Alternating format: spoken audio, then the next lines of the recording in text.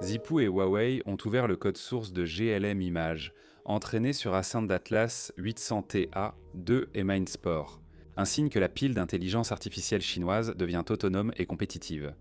Google améliore version originale 31 avec la génération vidéo depuis image de référence, une sortie verticale 1080p sur échantillonnage 4K et filigrane, déployée sur Gemini, YouTube, Create et Vertex AI. Google soutient les flux de travail en santé avec Medgema 15 et MetaSR, adaptés aux images de scanner, imagerie par résonance magnétique, lames de pathologie, extraction de rapports et transcription clinique. Rockid lance des lunettes intelligentes avec Chat, GPT, enregistrement, 4K traduction en 89 langues et paiement via Alipay et GlassPay. Très bien, commençons en Chine avec Zipu AI, car c'est l'histoire la plus discrètement importante ici. Zipu a annoncé un partenariat avec Huawei pour open sourcer le modèle GLM Image. Il présente ce modèle de génération d'images comme offrant des performances de pointe en intelligence artificielle multimodale. Ce qui rend cela spécial, ce n'est pas juste la qualité du modèle, mais surtout ce que dit Zipu. GLM Image est le premier modèle multimodal du pays entièrement entraîné sur des puces locales, sans dépendre du matériel NVIDIA. C'est un signe fort, car tous ceux qui suivent l'intelligence artificielle savent que la puissance de calcul est le principal frein, plus les données ni l'architecture. Souvent, il s'agit d'approvisionnement, de contrôle et d'indépendance. Zipu a indiqué au Global Times que GLM Image a été entièrement entraîné, du traitement des données à l'entraînement, grâce au matériel Huawei Ascend Atlas 800TA2, et que le pipeline fonctionne sur Mindsport, le framework d'intelligence artificielle de Huawei. Donc il ne s'agissait pas d'une solution de contournement où l'on entraîne sur du matériel occidental pour ensuite simplement transférer les choses plus tard. Il souligne que le pipeline a été conçu pour cette pile technologique nationale et vont encore plus loin.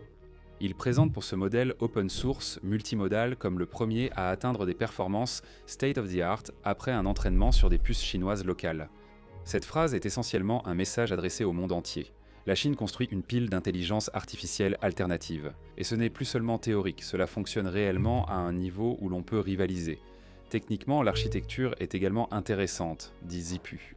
GLM Image adopte une architecture hybride, décodeur autorégressif et diffusion, différente du modèle de diffusion latente, latent diffusion modèle, utilisé par la plupart des grands générateurs d'images. La façon dont il présente les choses. Ce paradigme hybride intègre mieux la génération de textes et d'images, améliorant les résultats dans les scénarios exigeant beaucoup de connaissances. Il ne s'agit pas seulement de belles images, mais d'en créer avec des connaissances, des relations et des détails cohérents. Un chercheur de Zipu dit avoir collaboré étroitement avec Huawei tout au long du projet. Préparation des données, entraînement massif et adaptation de l'inférence sur Ascend Atlas 800TA2. Après débogage et optimisation, ils indiquent que les performances d'entraînement atteignent presque les limites du matériel. C'est une remarque assez révélatrice, car cela signifie essentiellement qu'ils ont tiré tout ce qui était possible de cette plateforme. C'est ce que fait une véritable équipe full stack. Ce n'est pas assez, mais ils ont optimisé les puces jusqu'aux limites matérielles. Zhang Wendi de Zipu Intelligence Artificielle a indiqué que GLM Image visait l'innovation full stack dès le départ. Ils ont validé l'architecture autorégressive avec décodeur de diffusion, adapté l'entraînement et l'inférence sur Ascend, et Huawei a aidé à déboguer et optimiser les performances. Tout cela va bien au-delà de la sortie d'un modèle. Les frameworks et stacks redeviennent stratégiques. Pendant des années, l'intelligence artificielle mondiale a agi comme si les frameworks étant s'étaient déjà figés. PyTorch domine, TensorFlow est encore employé par quelques équipes, mais le matériel impose désormais une pile totalement parallèle. Mindsport n'est pas juste un projet secondaire, il fait partie d'un écosystème créé sous pression, avec aussi un enjeu commercial. Zipu affirme que GLM Image est avantageux en coût avec leur modèle interface de programmation d'application. Générer une image coûte 0,1 yuan, soit environ 0,014 $. Ce prix n'est pas un tarif de démonstration, mais un tarif à grande échelle. Il précise qu'une version plus rapide arrive bientôt, montrant qu'il vise déjà le déploiement et l'adoption, pas seulement la recherche. Les retours de l'industrie dans l'article le confirment. Tianfeng, président de FastThink et ex-doyen chez SenseTime, affirme que la collaboration entre ZIPU et Huawei prouve que les puces nationales gèrent des tâches d'intelligence artificielle complexes. Il y voit aussi une preuve que la Chine poursuit l'innovation indépendante malgré les blocages technologiques extérieurs. Il prévoit que cela renforcera bientôt la confiance dans la chaîne d'approvisionnement locale en intelligence artificielle, surtout pour les puces Ascend, les frameworks Ascend et les partenaires de l'écosystème ZPU.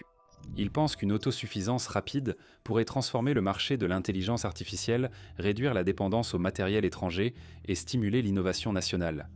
Il rappelle aussi de rester réaliste. La commercialisation, la concurrence étrangère et la stabilité de la chaîne d'approvisionnement exigent encore des efforts. Il y a aussi l'aspect champ du marché, selon l'article. ZPU est reconnu publiquement par Open.ai comme un rival et se présente comme l'une des premières entreprises chinoises d'intelligence artificielle à entrer en bourse, quand les modèles locaux passant de la recherche à l'application commerciale à grande échelle. L'article indique que ces actions ont augmenté de plus de 80%, stimulées par l'engouement des investisseurs pour l'intelligence artificielle en Chine. L'article se termine en reliant l'initiative de ZPU à la stratégie plus large de Huawei. Huawei a annoncé l'ouverture complète en open source de l'écosystème logiciel de sa puce Ascend pour permettre aux développeurs d'explorer et personnaliser son potentiel. Jinhua a aussi indiqué que l'architecture de calcul de Huawei pour les réseaux neuronaux a progressé en optimisation, communication et gestion de la mémoire, facilitant la formation et le déploiement de bout en bout. Le message est clair, la Chine mise sur une pile intelligence artificielle nationale. Passons à une autre manœuvre. La stratégie de distribution de Google avec VAO31. Google annonce une grande mise à jour de VAO31 des ingrédients à la vidéo. Les principales améliorations offrent aux créateurs plus de contrôle, de cohérence et des formats adaptés aux nouveaux modes d'attention. Image de référence version originale. 31 crée maintenant des vidéos à partir d'images, et Google y voit un outil pour plus d'expressivité et de créativité. Même avec des instructions minimales, c'est honnêtement l'une des plus grandes améliorations que la vidéo par intelligence artificielle puisse obtenir, car donner des instructions pour la vidéo reste encore maladroit. Les images de référence permettent de contourner tout ce casse-tête.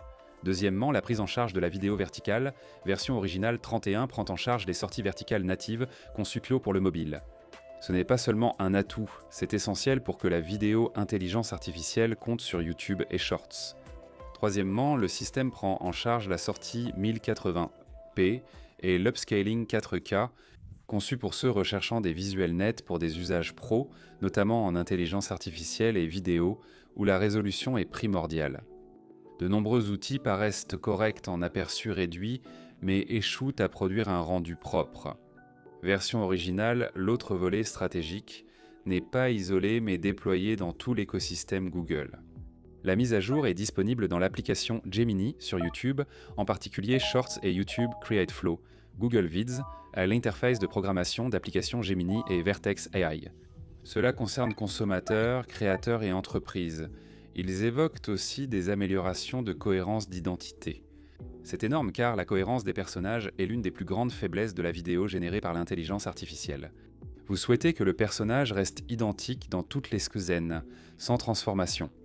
Google évoque aussi un contrôle précis des arrière-plans et textures, montrant la transition d'un simple générateur de jouets à un outil de production contrôlable.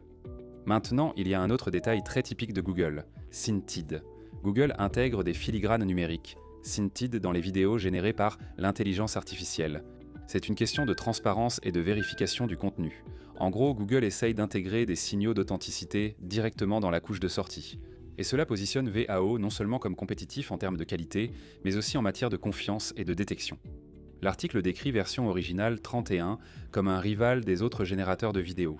Il offre des résolutions supérieures, des sorties mobiles optimisées et des outils de vérification intégrés. Des éléments que de nombreuses versions précédentes ou plateformes concurrentes ne proposent pas toujours. Les premiers retours soulignent un meilleur contrôle narratif et une meilleure qualité. Et les gens observent de près, Google crée un écosystème de contenu intelligence artificielle, pas seulement un modèle.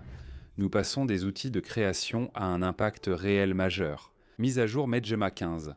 Google Recherche a élargi le programme Health AI Developer Foundation,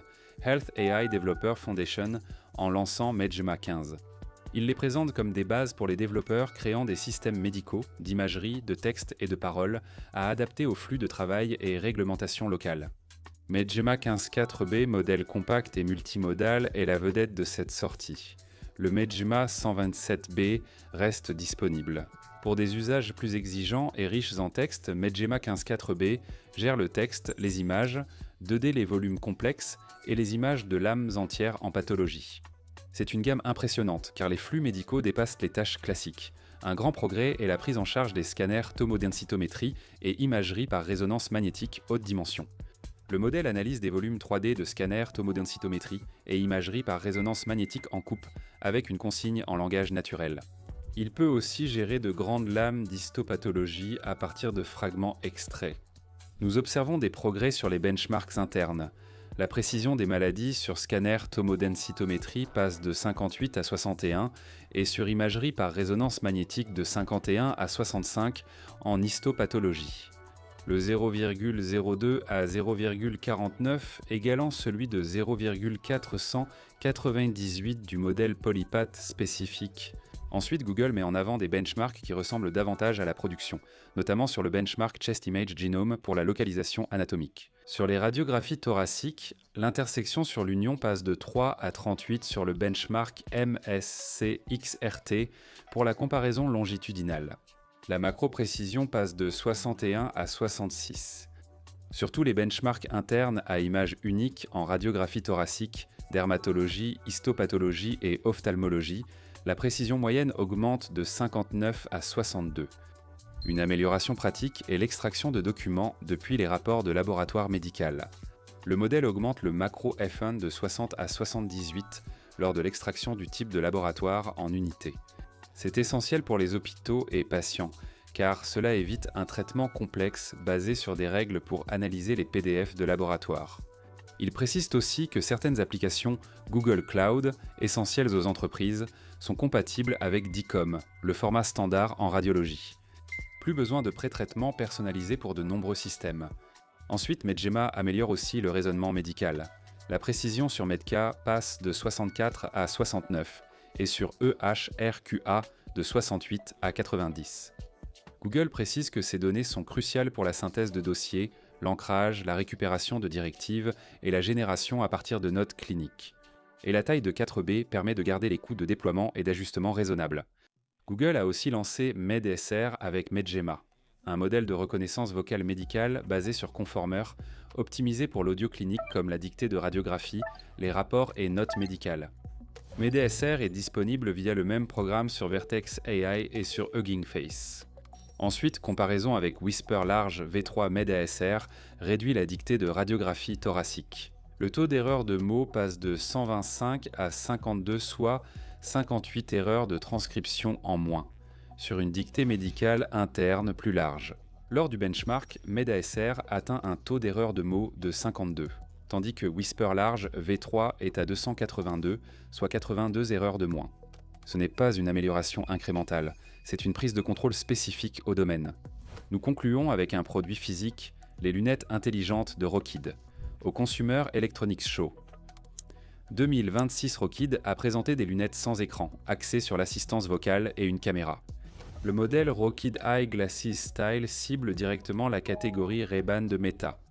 Elle pèse 385 grammes, soit près de 20 g de moins que les lunettes de Meta. Conçues avec des interfaces ouvertes, elles se connectent à divers services d'intelligence artificielle comme ChatGPT, DeepSeek et QN. Ils évoquent aussi une possible intégration avec Google Maps et Microsoft Traduction. Le lancement mondial était fixé au 19 janvier 2026 à $299. Rokid intègre une double puce dans ses lunettes. NXP-RT 600 gère les tâches à faible énergie, Qualcomm réalité augmentée. Le traitement d'image et l'intelligence artificielle. Rokid affirme jusqu'à 12 heures d'utilisation et plus de 24 heures en veille. Ces fonctionnalités rappellent les Meta Ray Bans avec caméra 12 mégapixels Sony pour vidéo 4K en vue subjective. La traduction est disponible en 89 langues et les commandes vocales en 12.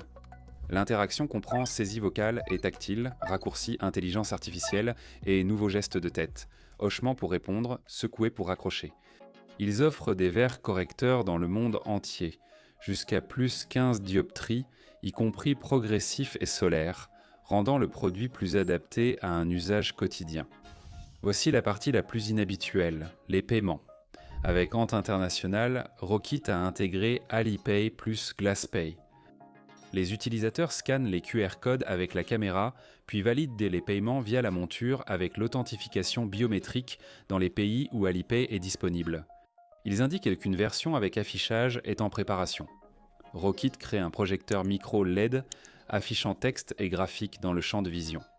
Présenté à l'international Funkausstellung 2025 à Berlin, la campagne Kickstarter a récolté plus de 500 000 $ en 24 heures, livraison prévue au printemps 2026.